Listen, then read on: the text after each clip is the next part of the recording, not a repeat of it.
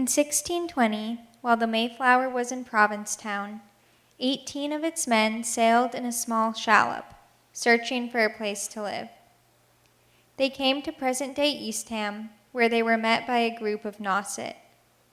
After a brief but violent encounter, the English left towards today's Plymouth. In 2020, we remember this first encounter. We explore its meanings for today and tomorrow. Hi, I'm Debra DeJonker-Berry, the director of the Eastham Public Library, and I'm here with my cohort, Debbie Abbott, who will introduce herself in a moment. But my message to start this is just to tell you how much the Eastham Public Library misses you, our staff, our volunteers, and our patrons. Over to Deb. Hi, I'm Debbie Abbott, and I'm president of the Friends of the Eastham Library. I've been doing it I'm about to enter my 5th year as president, and I absolutely reiterate what Director Deb, which is what we call her, said. We miss you terribly. We miss the interaction with all of you coming in the building. We miss being able to serve you appropriately, which soon we'll start with curbside delivery. But I'd also like to talk a little bit about what the Friends have been doing while the building has actually been closed. One of the things is the free book cart out front. We started that immediately after we closed on March 14th to make sure that everybody who needed a book had a book. We have the regular print, the large print, we have children's books, and it's actually come in very handy now because on the cart, in addition to books, is the Chamber of Commerce Guide, the Eastham Town Report, the book page, and a couple of other regular magazines that people are looking for that they can't get anywhere else but at the library. Great. And soon we'll be doing curbside service. And I think by the time you see this, we will be doing curbside service. But the staff during these 2 months has been here every day, answering phones and working from home. They've been working on the website, buying electronic resources, ebooks, video streaming services, and most importantly, they've been continuing to buy books for the day we start loaning again, which is now. In the curbside, so the way that'll work is you will call us or place a hold or send us an email. We'll pull the books off the shelf, and then we'll call you and we'll make a scheduled appointment for you to come pick them up. And they'll already be checked out to you and they'll be bagged. And the idea is that our books are quarantined. When they come in from check-in, we quarantine them for 72 hours. The entire collection is quarantined. And the idea is that when the staff check things out to you, they'll be wearing masks and gloves. And so what we're trying to do is make this as safe as we possibly can for you. We also will be shifting our programming online. And so our entire summer reading program, registration, prizes, programming, everything is going to be switching online, as well as other programs. Right now we're working on a book discussion series that will be every other week, and we plan on doing the exact same book discussion every single month right through December 8th. Why December 8th, you might ask? Well, that, of course, is the day of the commemoration for the 400th anniversary of the encounter between the Nauset and the English people. And so the book, of course, that we'll be discussing is the book that the library, through a Mass Humanities grant, commissioned, the story of the first encounter at Nauset. Deb, do you have anything else? Yes, I'd like to talk about social media. It's become a large part of how we are reaching out to the community between Facebook, Instagram, and the library website. I do a lot of posting on the library and the Friends of the Library Facebook pages, and some on our Facebook, on our Instagram page. And I also do a lot of sharing out of that posting to the 2 Eastham, the regular Facebook pages that they have.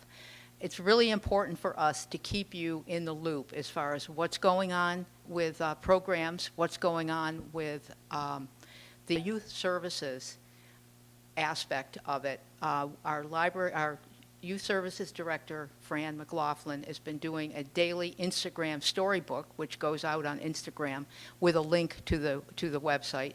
our outreach librarian, Marianne Sinopoli, has been doing every Thursday night pajama time story hour with a lot of things that a lot of artistic accoutrements that she's developed over these last couple of months. For any of you who are not on Facebook, I wish you would consider joining, because there's an awful lot of information to do with the library that is now out on Facebook. And our newsletter, the Friends newsletter, will be in the mail this week. So hopefully, shameless plug for any of you who don't belong to the Friends of the Library, it'll be going in the mail this week, and it will also have a lot of information that you'll want to catch up on. And you might ask, what are we doing here? We're in the Turner Room of the Eastham Public Library, and you know this room because you've come for musical performances, and you've come to hear authors speak. You've come to learn about the environment and the sustainability, and you've been to even pre-town meetings here. Well, we know for quite some time now social or physical distancing is very important, and the likelihood that we're going to be opening the doors to patrons anytime soon is not very high. And we want to protect you, we want to protect us, we want to be safe. Most importantly, we don't want this to spread in our community, and we want to make sure we're keeping our first responders safe. And so the library's trying to do its part. So why are we sitting here in the Turner Room? Well, we're trying to make lemonade, and anybody who knows me knows lemonade's my word right now. What better use of the Turner Room than to try and bring the community together online through a new broadcast station? We're learning how to produce video and send it out online to you. And we're learning a lot of other things too. We're learning how to run Zoom meetings. We're learning how to put our programming online. I'm amazed at how much my staff and our community of volunteers have grown over this time. And I'm so grateful to the town of Eastham for allowing us and encouraging us in any way we could to try and figure out how to bring services to our community. And so I want to thank you all for that. Debbie, do you have anything else to say in conclusion? The Friends Board would like to extend a big thank you to the community for their continuing ability to donate to the Friends. As most of you know, the money that is donated, it turns around and goes right back into the library for programming, and in particular for the last year or two, we've made huge investment in ebooks and audiobooks for the library as they have become more popular with the community.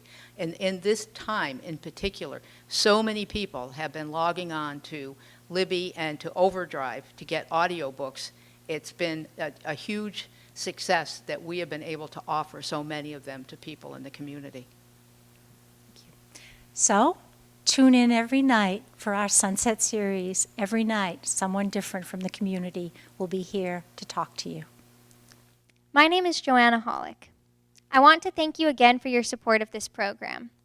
I hope that you're enjoying the Sunset series videos so far. Here at Eastham 400, we believe that an important part of history is the lasting significance that it has on our lives today.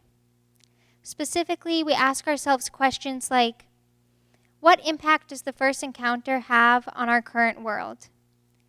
How have local histories shaped our lives today? And what connections are there between Eastham 400 years ago and Eastham now? Just as the Mayflower passengers in the Nauset had to learn to live together under new conditions, in recent months we have had to adapt to new routines and different lifestyles. Just as the pandemics of the 17th century devastated Native American communities, our own communities are now feeling the effects of a pandemic. We are interested in hearing your own reflections and opinions on the way that this history has shaped our own communities and has impacts on our own lives. I invite you to share your thoughts with me by emailing me at jhollick@gmail.com. Thank you.